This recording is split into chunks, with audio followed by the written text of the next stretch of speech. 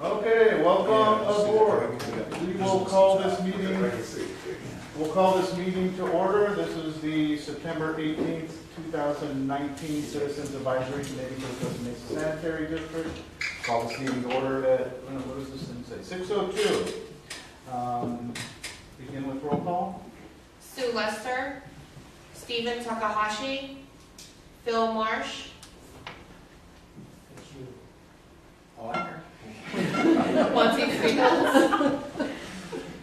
Monty Fields, Here. Mike McElroy, Here. Judith Takaya, Judy Gilo, Elodie Katz, Andrew Nielsen, Here. Albert Graham Jr., Chair Mike Carey. Here. As Gina mentioned, we're without audio tonight, so I'll talk a little louder, I guess. That leads us into public comments. Is there anybody from the public that would like to speak this evening? Okay, seeing none, we'll move right into item B1, the approval of the Citizens Advisory Committee meeting minutes of July 17th, 2019. Has everyone had an opportunity to take a look at those?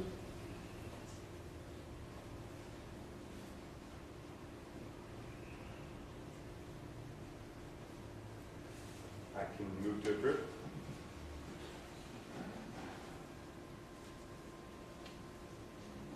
I'll second it. Already seconds, yeah, okay.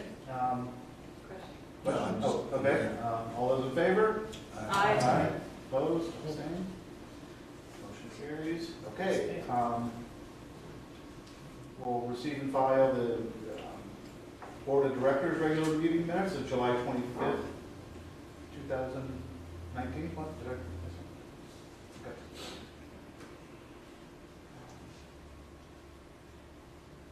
Those are always interesting, but again, it's just receive and file. I always ask Scott if there's anything of note that he thought was worthy of our attention.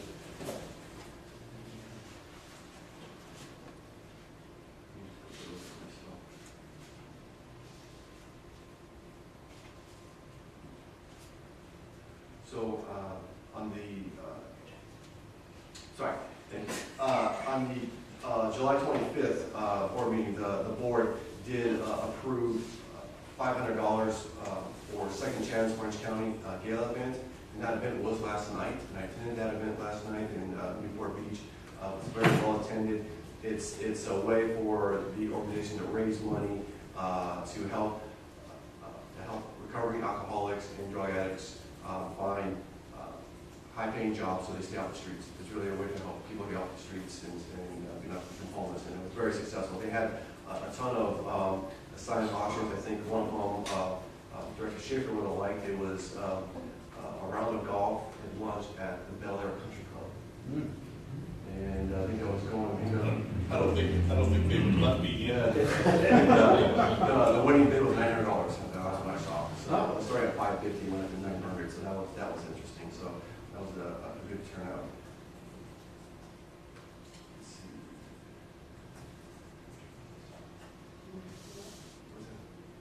Yes. So then we also gave the board an update on the emergency work on the 2 inverted cyclones on Bristol Street. That's it's been really a project, challenge project, the siphon. We spent almost $500,000 repairing those siphons, repairing that siphon, and there's still more work to be done. So we briefed the board on all the work we've done on that. And then we moved the board of directors meeting to October, is it the 29th? No, 29th, so it was a Tuesday. And the reason why we did that is I'm going to be out of town that week, attending a conference, NICEM conference in Nashville, Tennessee, and then I'm also been flying to Sacramento to do a training facility for people that want to become general managers. So I'll be gone most of that week. So the board graciously rescheduled that meeting. And then lastly, I do want to mention I think District Engineer Rob Harris talked about smoke testing. So we're gearing up to do the smoke testing starting October 14th. We notified, the chiefs and city managers, so the city's well aware of it. We're going to be smoke testing near the fairgrounds and the neighborhoods in that area. So we send out notices. They'll not be alarmed if they see smoke coming out of the streets. It's a way of keeping detecting flow. So I'm really looking forward to that occurring, and we can share the results with you when we're done with that. That's it for that. Okay, next up is the draft Board of Directors regular meeting minutes of August 22nd, 2019.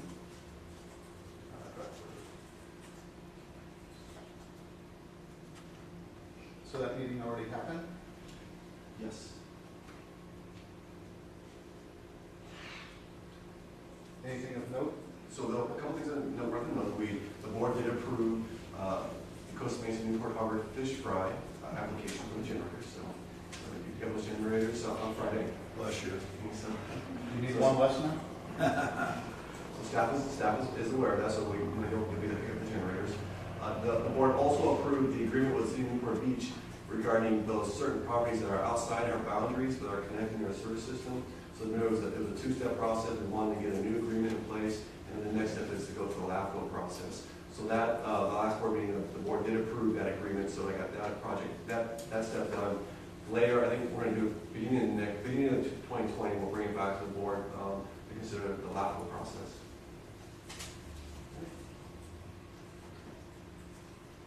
Okay, next up on our agenda is item number B4, 2019 Citizens Survey questions.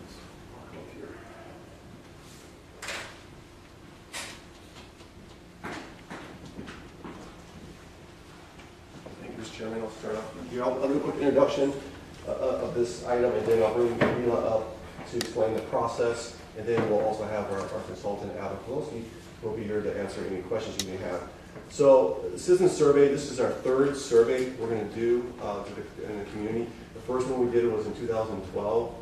We surveyed 1,000 residents, and then we did another one in 2016. We did 500, and we're going to do another one. This one's going to be 500 as well. The survey is really important for us because it's a time for us to engage with residents to see how well we're doing, see what areas need improvements. So it's just really a good way for us to see how we're doing and what the public thinks of us. And this is a really good opportunity for you to review the questions that we drafted. Because after this meeting, from your comments, we're going to let our consultant go and start surveying the residents. And then we'll bring those results back to you and share those findings with you. But please let us know if there's any questions that you want on there. If there's something we're missing, let us know. And we'll definitely consider that. So I'm going to bring Vila up. And she's going to kind of talk about the process, and then we'll open up for some questions.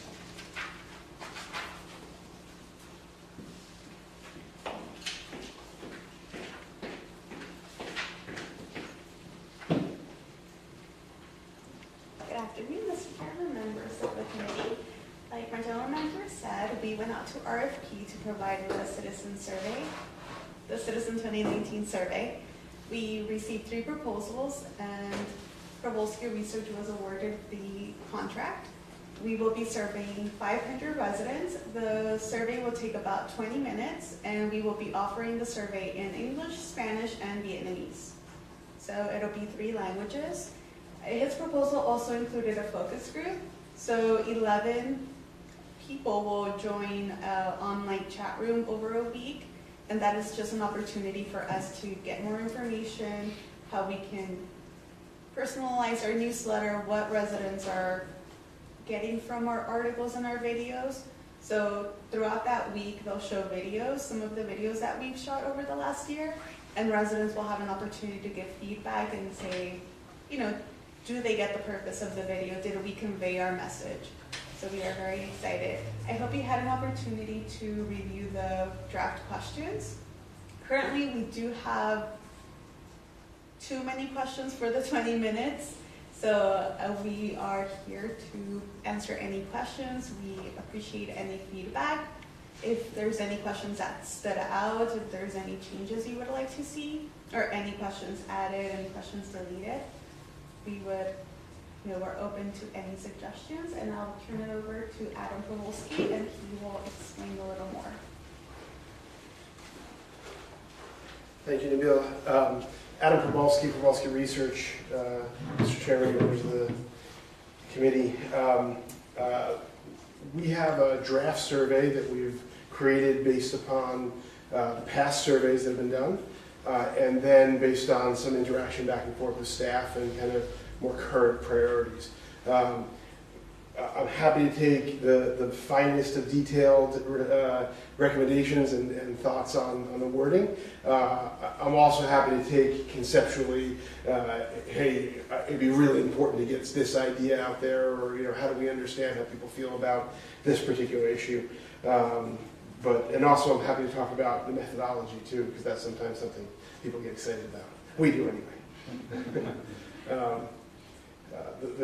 Any thoughts on the questions, or whether, even if you didn't read it, I was on the planning commission, I didn't always read everything.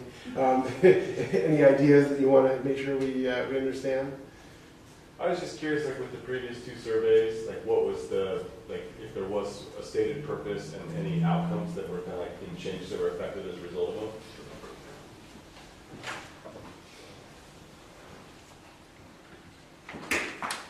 So the 2012 survey, that was really the catalyst that got us going for the organic recycling program.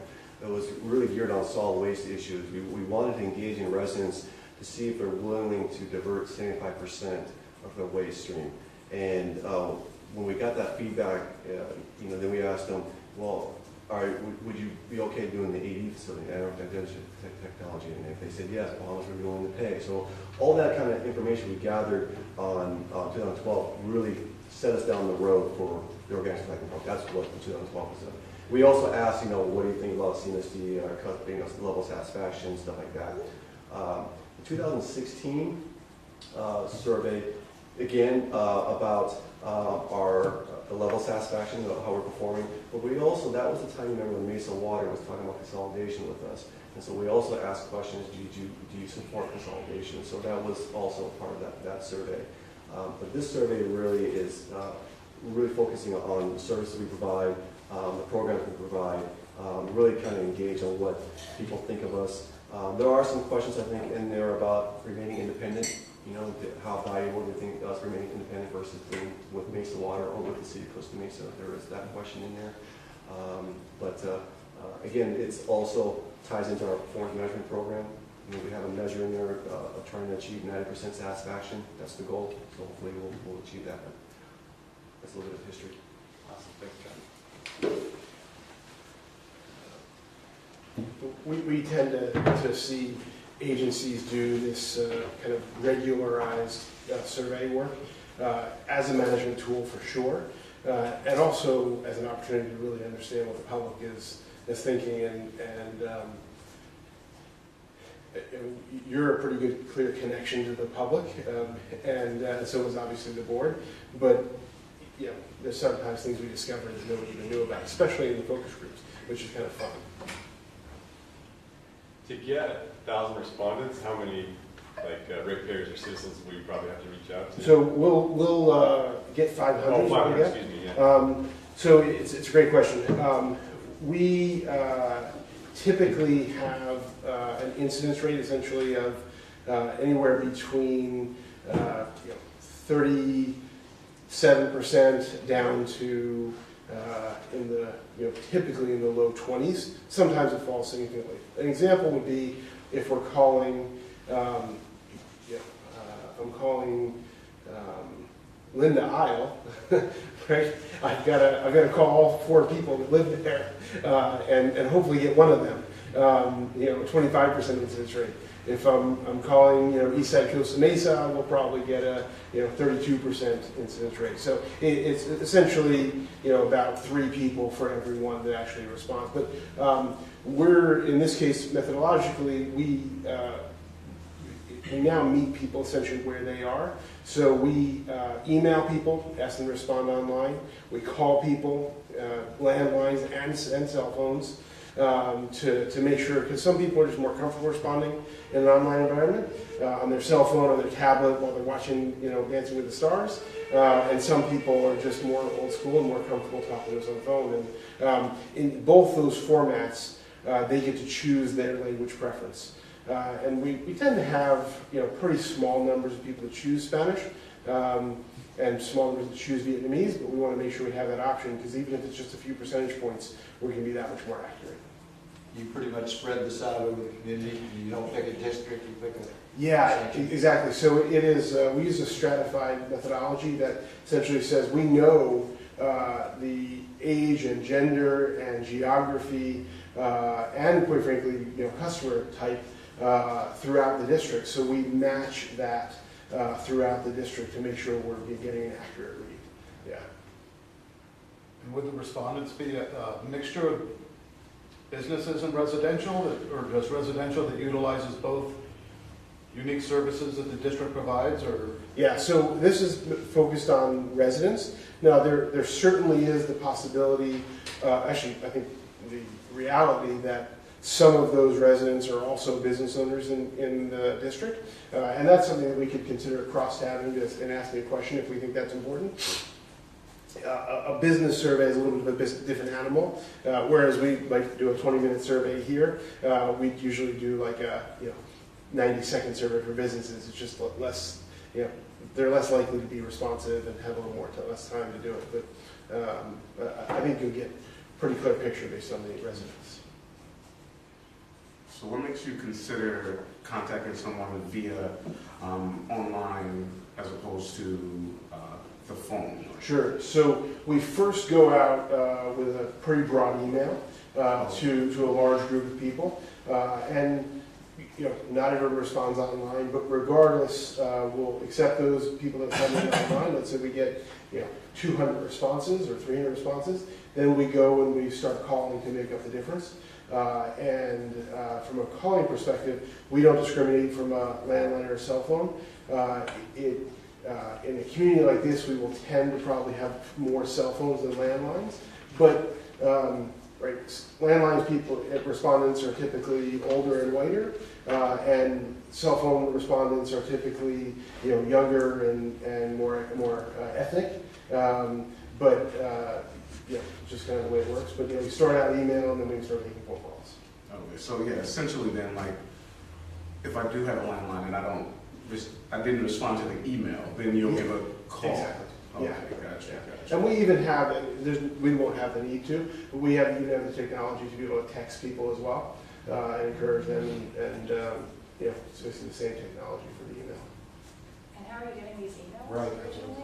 Yeah, so it's 2019, so I know everything about you. Right. But how did you get that yeah, info specifically? I mean, Wells Fargo doesn't tell me how much money you have in the bank, but they give me a pretty good range. Right. So consumer databases, and we'll make the evaluation as to what the actual universe will be, but we tend to, in a community like this, voters and residents line up pretty well. So voters, and we're dealing with public policy here, so we tend to use voters. But we can make the final determination and kind of broaden it to consumers in general. But the lists are, infinite out there with all the data on it. Yeah, and of course we have tons of data breaches, so that's Right. a whole lot of information. Right, so yeah. Probosky is a Russian name, so. That's all terrifying. So, but how do you narrow, I mean, if 20,000 or something residents? Well, there's that you're trying to- 60,000 in the district.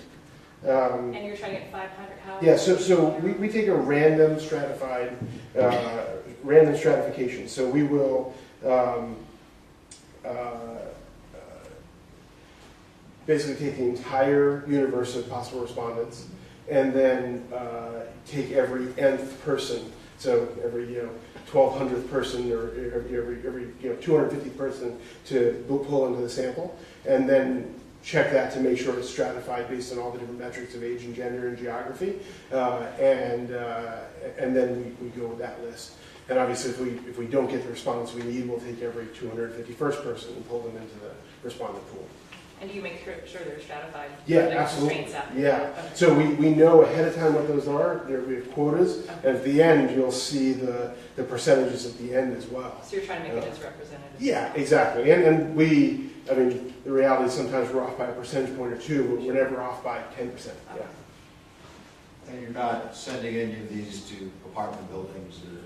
So It's just single family. no, I think we'll have that conversation, make the final determination, but our goal is to, if we are going to do people who are multifamily, we'll have a unique set of questions that, there may be, a lot of these questions are relevant, some might not be, and we can make that decision as to how we pursue those people differently.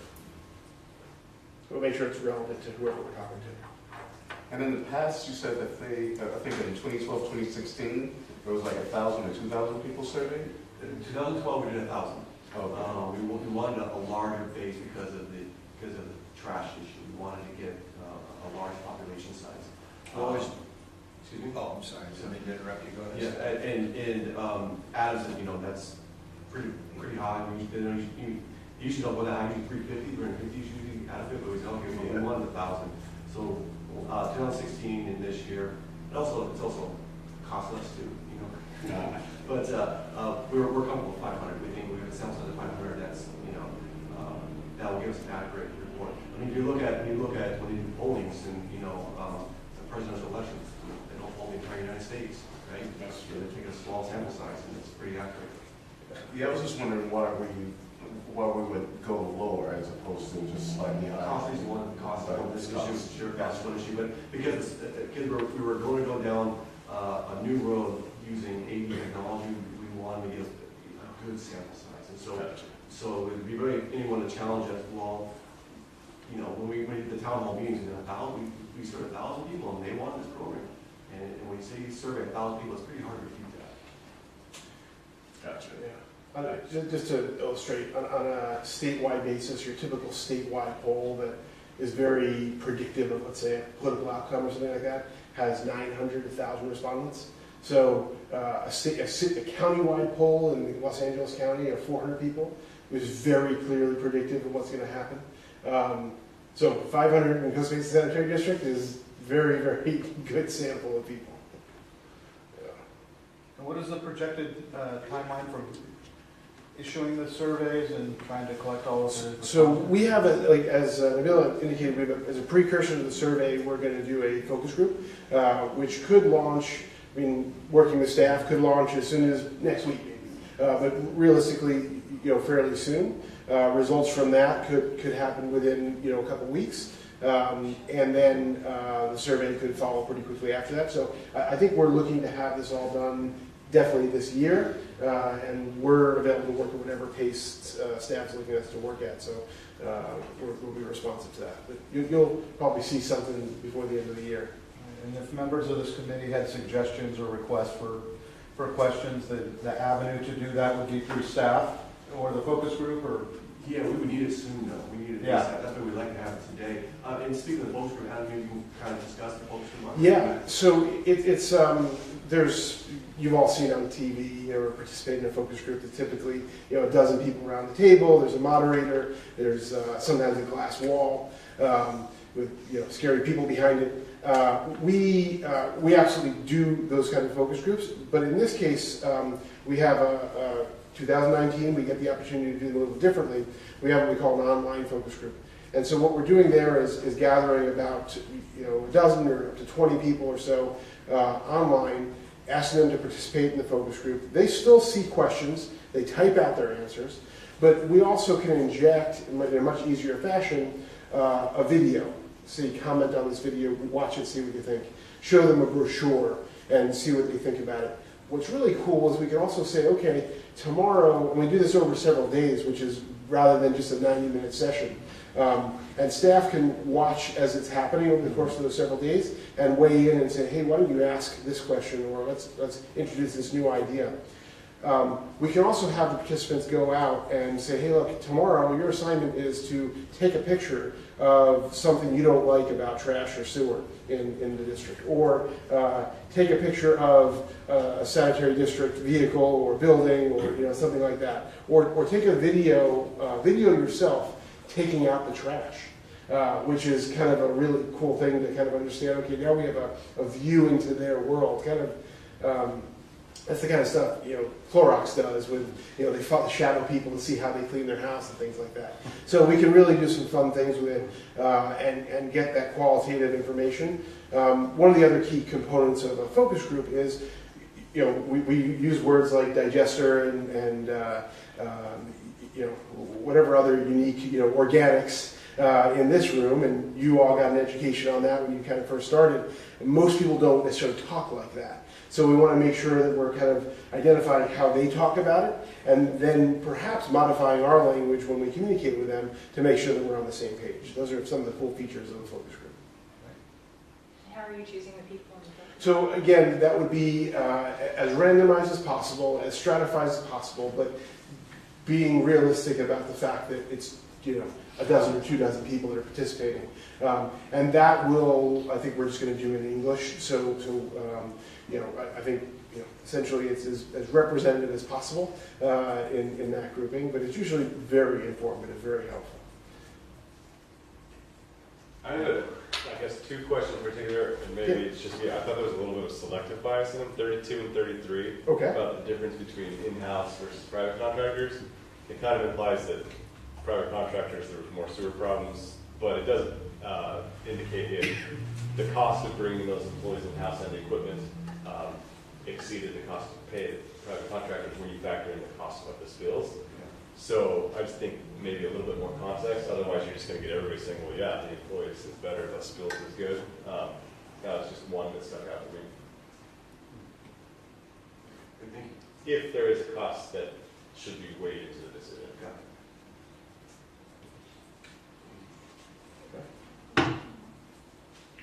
And I had a question on the opening. It almost seemed like on the intro to the script that you don't clarify this is for the sanitary district. Correct.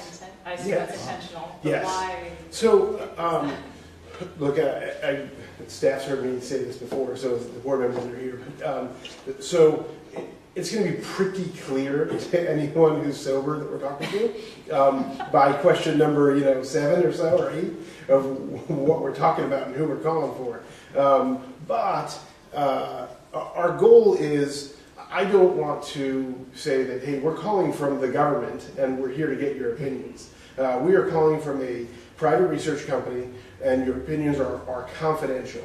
And there's a social contract in America that says pollsters are not going to release my individual research results, and I'm going to be part of the aggregate numbers. No one's ever been called out personally for their information from a poll. So that's our goal, is to make them feel comfortable.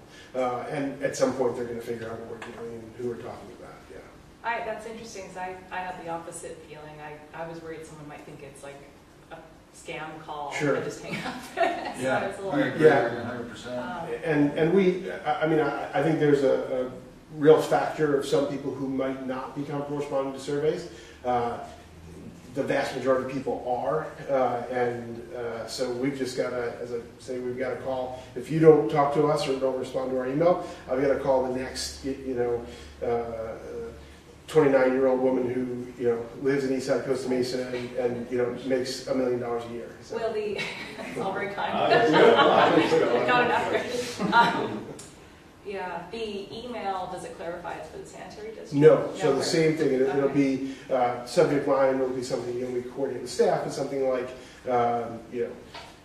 Costa Mesa area community survey or something like that in the subject line, and then it'll go right into the introduction, essentially something like that, your responses are appreciated, they click on the link, and it takes into a very, plain, very easy to use survey. That's one cool thing about the online environment, is they can take it on their cell phone, on their tablet, on their computer, whatever environment they want to do it in. Is there a reason you can't just tell them up front? So yeah, my point is I don't want to bias the survey. At the point where I say we're calling on behalf of the Costa Mesa Sanitary District, there's a veneer that may come up with residents who feel like, okay, I'm now telling my government agency, if they even realize it's a government agency, what my feelings are, versus telling a private research company. Okay. Yeah. And we don't, there are, by the way, some agencies, some cities or counties that we do work for that say, we need you to say you're calling on behalf of.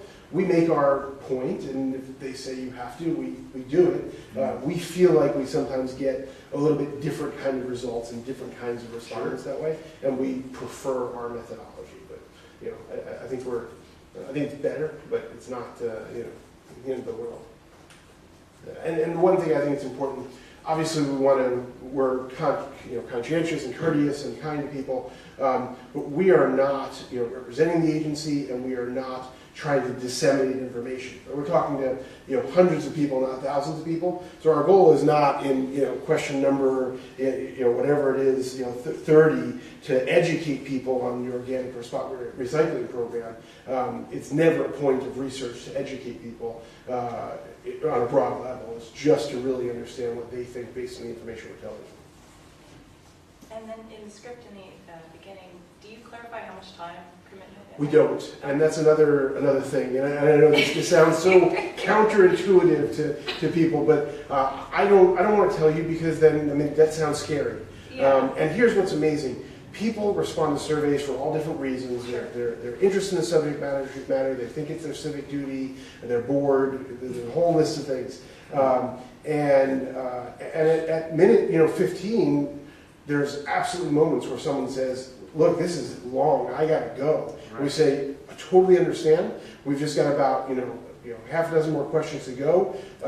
I'd love for you to either stay on the line and try to get online, or when's a great time to call you back and schedule a time." And what's cool is cell phones. I get to talk to you when you're driving to work. I get to talk to you when you're walking the dog. We're not just interrupting you at dinner time anymore. And obviously the online respondents, the highest percentage of online responding times is like between 11 p.m. and 1 a.m.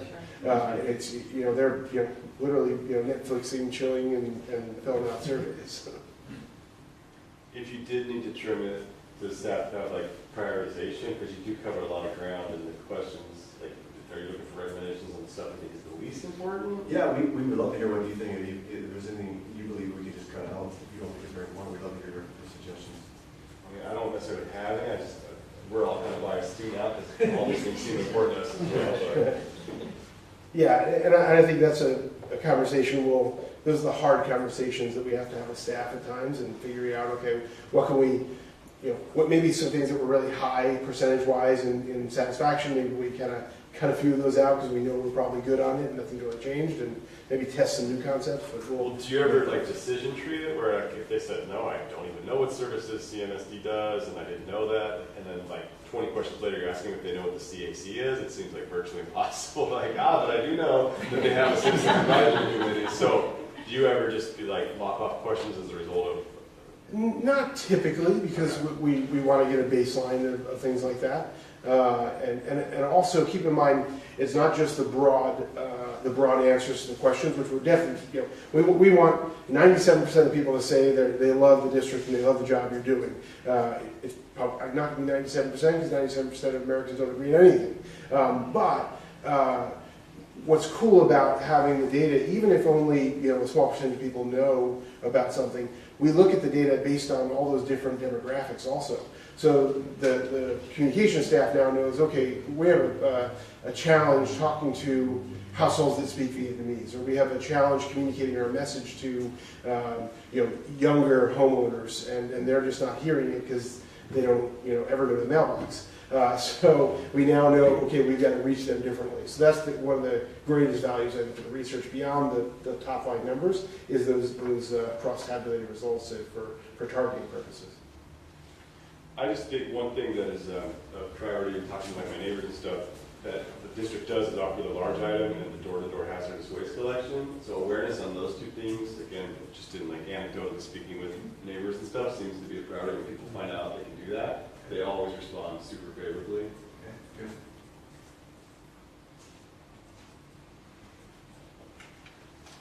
Is there any reason that the cost would rise from based on the dollar amount proposed of $33,000? Is there any, let's just say we don't get, we survey 500, we don't get our 33%, so we don't get that 175, 200. Will we have to, is there going to be more cost in adding people to get, or do you not even go for the 30%? Ultimately, is there any way for the cost to rise? Yeah, no, in 27 years in business, we have never initiated a change order.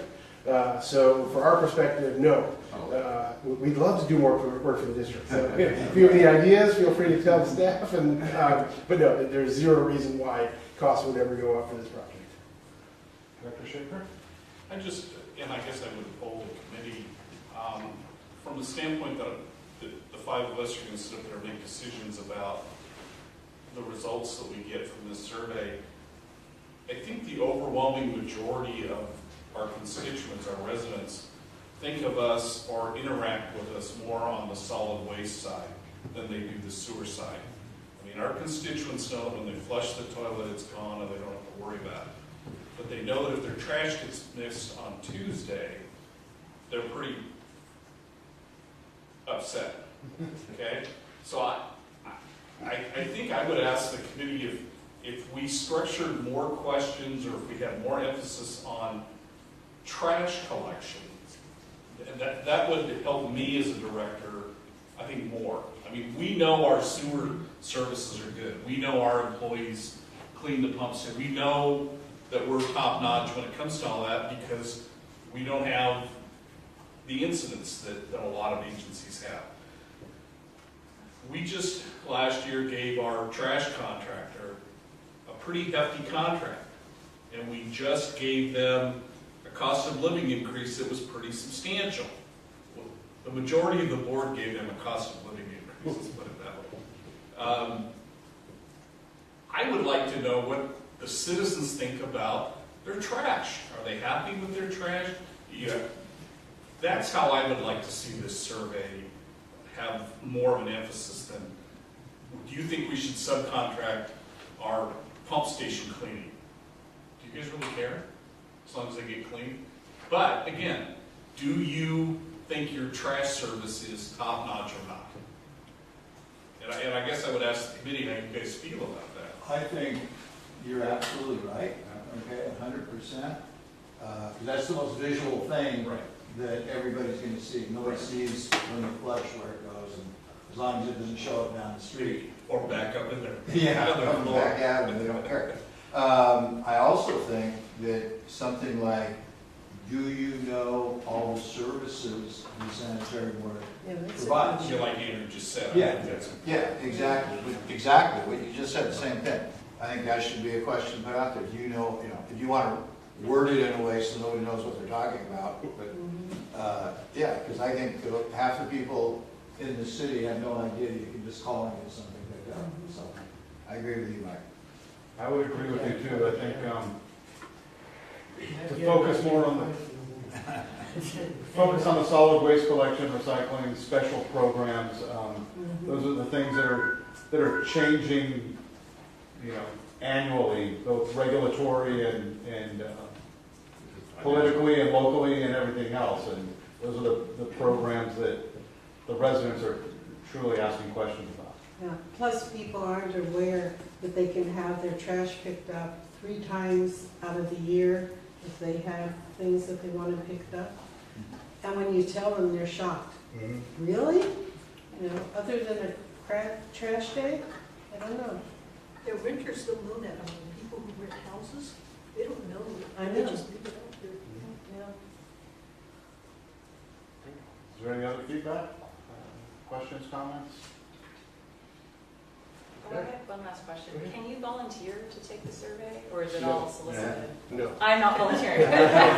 Just to clarify. But is there going to be anything on like the website where I assume that would skew it? since Yeah, it's all trash? exactly. Okay. It would skew it, and I think that's one important thing is kind of, if you consider yourselves ambassadors, right? If someone, there's always someone who kind of says, well, how could you get results based on 500 people and know what the public thinks? Well, that's how the math works. But also, I wasn't called, so it can't be real. And the truth is that most people aren't going to get called because we're going to get a representative sample without that. On the flip side, are we specifically excluded from participation? No, and staff can certainly indicate that. Sometimes you get surveys where they say, are you in the research industry or television industry, and they'll exclude you. We don't find that practice to be necessary. We think that, quite frankly, skews the results. If you're, if one of you gets a call, there's a decent chance one of you will. then you should definitely answer it, because you're just as much a citizen, a resident, a customer as anyone else is. And I know as far as when it comes to pulling the people that are going to be surveyed, you said you're going to kind of stratify it and ensure that everything is represented, everyone is represented. Yes. But I know that they probably have also like a bank of people who just signed up for Costa Mesa Sanitary District for one reason or another. Right. Are you going to also use them? Because they may reply a little bit, maybe a little I bit more don't think enthusiastic. we need to. We'll, with staff, we'll discuss who the actual universe will end up being. And if we need to bring in any kind of customer data, we will. But I wouldn't want to have them in any greater fashion than anyone else. And just so you know, what's cool is in the reporting, you'll see the overall numbers, but you'll see the demographic breakdown also. You'll see how that shifts. You'll also see how people respond. If there's any difference in people who respond online versus telephone. Sometimes people are more honest online, and we kind of discover some interesting things there. Well, thank you very much. Oh, wait, Thank I have you. one more, sorry. Oh, one yeah. more. On item number 30, I just Yeah. wanted to make a suggestion. It mentions that the organics recycling program requires residents to separate food scraps throughout the week, which is sort of true, but I mean, people can throw them away as well, but I don't know. If people are new to the program, I don't want them thinking that they are required and it's going to be punitive if they don't. If they just do their lawn clippings, that would be a huge help. What was that? It's number 30, and it says that the organics program requires residents to separate food scraps throughout the week. And then it talks about the benefits of the program, but it doesn't really mention anything about lawn clippings, which by far I think is what people use it for. Maybe encourages. Encourages it would be good. In addition to their Lawn yard waste. disposal, yeah. But just changing the language so it's a little softer, and then also mentions the lawn. Yeah, we want to be accurate, so we'll work with, I've got a note of it, we'll work with staff to Yeah. improve that. Thanks.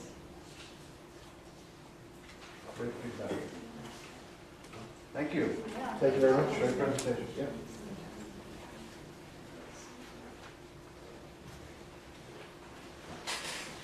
Okay, get ready to raise your hands, people. The next item up on our agenda is number 5. Consider appointing 2 citizen advisory committee members to serve on the solid waste ad hoc committee.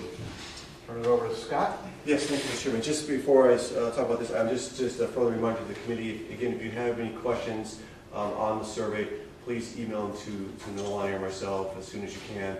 Because I was just talking to Vito, tomorrow we're going to start narrowing down the questions, so if you can get us to us, it would be much appreciated. Thank you, Mr. Chairman. So the next item is appointing 2 citizens advisory committee members to serve on the solid waste ad hoc committee. So on September 10th, the board study session on the agenda was an item to tentatively consider creating this ad hoc committee. It was requested by the board to have this consideration. The board did tentatively approve Vice President Uden and Director Schaefer to serve on this committee. That creation committee will be the action to create that committee will be taken tomorrow night. So tonight we're requesting the committee to appoint 2 members on this committee. On the agenda are some items that the committee will be discussing. As you know, 2020 is a big year for solid waste. There's a ton of new regulations coming down. We're pretty confident we're in compliance with those regulations, but still, it's a lot of work for the agencies. As far as how long the committee is going to meet, I don't know. It'd be up to the committee. It could be monthly, it could be bi-monthly, it could be quarterly. It's really up to the committee how often they want to meet. It would be open to the Brown Act, so it is open to the public. We've actually posted on our agenda. So we're looking for a couple of volunteers to serve on this committee. So anyone who is interested would be much appreciated.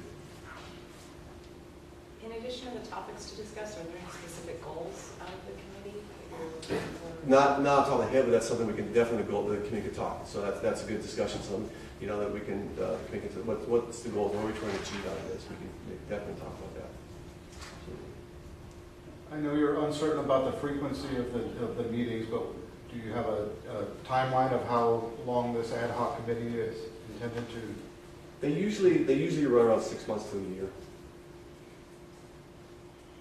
I'd be interested. Yeah, I'm interested. make a motion? Okay. I would definitely move to approve Elodie and Monty to serve on the ad hoc committee, unless anybody else has a strong interest. I was gonna pick Sylvester and the person over there. Voluntold. So we have a motion and a second? And we need a second. No. We need a second. I'll second. Okay. Motion and a second. All in favor? Aye. Opposed? Same. Great, thank you. Next up on our agenda, right, are we done with that? Yes, we are. Thank you. Next up on the agenda, number 6, the 75th anniversary open house in the State of the District. Yes, so, thank you, Mr. Chairman. Please keep this date open, Saturday, October 12th, from 9 a.m. to 11 a.m. Please keep that open. That is going to be a fun event. We're going to have celebrating our 75th anniversary by a combination of having an open house, which will have all our departments, all my staff's going to be here out in the parking lot. We're going to have all the departments, including the wastewater division with all their equipment to showcase everyone. We're going to have a bounce house for children. I think it's a trash truck bounce house? Trash truck bounce house for children. So bring your children if you have them, grandchildren. And then inside here, President Fairman will give the public an overview of our achievements this past year and what we'll be doing in the future. We're also going to be recognizing President Fairman for his 30 years of service on the board. We would love to have the CAC members there because I know the board will recognize you there. So if you're there, we would love to have you there and enjoy this momentum occasion. So you can also see on the agenda, Gina's done a fantastic job getting the word out. So we are anticipating quite a few people. I do believe Assembly Member Connie Petrie Norris, thank you, is going to be here. Senator Morlock will be here. We're hoping Mayor Foley will be here as well. And some members, some captains of the council from the city of Costa Mesa. So it should be a fun event. So. Where's the parking? Right. Good question. Parking, we can be parked over at the next door here at Spectrum, because you probably know that they closed down their customer services building here. It's used now just for logistics for their operations. So if you remember the sign, it is a big sign right here, it's gone. So parking there, there's no public parking, so we can park there. And we can also park across the street here, plenty of parking over here. Staffing's going to park in the building next there, down here, but we'll have parking for the public on these two facilities over here, so there should be plenty of parking. And half of our parking lot is going to be open as well. So we'll fill that first and then direct people to the other lots. Yes, thank you. And have we had an open house in the last like 5 years? Yes, we have. In fact, we've had State of the District events since about 4 years. Since we moved into this facility in 2016, we've always had an open house here. So yeah, so this will be our third one here. And they get pretty packed? Yeah. You know, this will be our first Saturday. This will be our first Saturday event. I think the first one we did in the evening, which had a pretty good turnout. And then the second one we did in the morning. It wasn't as big a turnout as the first one. I thought they were pushing on Saturday. Hoping, plus it's, between 9 and 11, enough time to get home and watch the football games, so. Yes. So we're hoping we could turn out on Saturday. Does staff have any like a couple hard copies of the poster that I could post or the flyer? Okay. Yes. And you should have all received one at your Oh, station as well. like this? Yeah. Two right here. Got it. Thank you. So I recommend that the committee recommend to the Board of Directors to adopt Resolution 2019-924. Which one is? Yeah. Oh, you're an item ahead of us. Oh, I'm sorry. Yes, okay. We're going to talk about the next item. So if there's nothing else, I guess we could. Chairman, could go Okay, then we'll. Okay, thank you. You're finished? Okay, thank you. So So thank you, we'll Chairman. jump right into that. Thank you, Monty. So this item is Special Districts Week. Scott? Yes, thank you, Mr. Chairman. The state legislature earlier this year with bipartisan approval of Assembly Concurrent Resolution 89 proclaimed September 22nd through the 28th as Special Districts Week. And this is to commemorate the California Special District Association's 50th anniversary. CSDA, which Secretary Schaefer is a board member of CSDA. They are our professional organization for special districts. They're kind of like our lobbyist group in Sacramento on bills on behalf of special districts. And so every year they have a conference. This year's conference is in Anaheim, which is next week. So it ties in nicely to the Special Districts Week. As you see in the staff report, there's we have this logo already on our website. Can you pull that up, Maloney? We'll also do a press release and shout out on our social media. So tomorrow night, the board will be considering adopting resolution number 2019-924, proclaiming the week of September 22nd to 28th, 2019 to be Special District Week.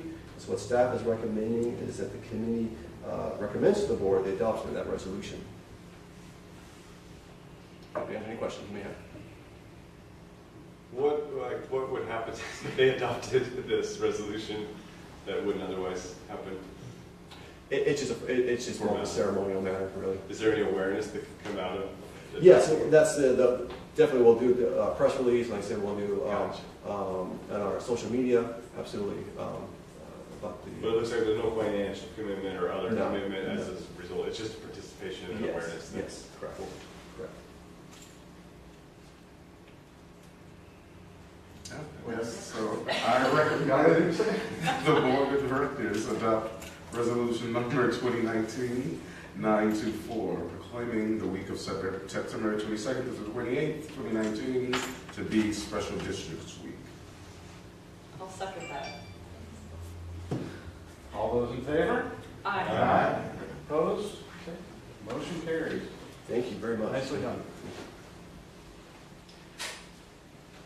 Okay, we will move right on to committee member and staff comments. The Citizens Advisory Committee members have any comments? I do. I have a comment. I'd like to congratulate the board and staff for the recent award at the California Resource Recovery Association annual conference. I attended that and had the pleasure of seeing Nabila accept the award on behalf of the staff for the exemplary household hazardous waste collection program. It was very well received. Congratulations. Thank you, sir. Any other comments, questions? Staff? None. Great. Well, hearing none, we will adjourn this meeting at, what's this one? It's at 6:54. Look at that. Beautiful. Nice.